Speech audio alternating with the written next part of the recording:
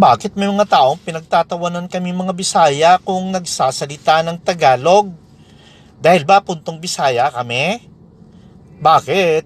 Halata bang Bisaya kami kung nagsasalita ng Tagalog? Aba, kung sa galing lang naman sa pagsasalita ng ibang dialect o baka kahit sa ibang lingwahe, baka di hamak na mas magaling kami sa inyo? O ito ha, pakinggan nyo, kahit puntong Bisaya kami, kung na magsalita ng Tagalog, at least marunong kami magtagalog. Kayo, marunong ba kayo ng ibang dialect? Kabalo ba kayo maghambal Ilonggo? Kami, kahit waray nun, maaram kami. Kabalupod mag Cebuano.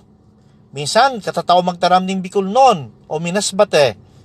In other words, bragging aside, lahat po tayo ay may kapintasan sa pagsasalita, kaya wala po tayong karapatang ipahiya, pagtawanan o kutyain o malitin ang sinuman. Huwag po tayong manghusga. Baka ang hinuhusgan mo mas lamang pa sa iyo, di ba?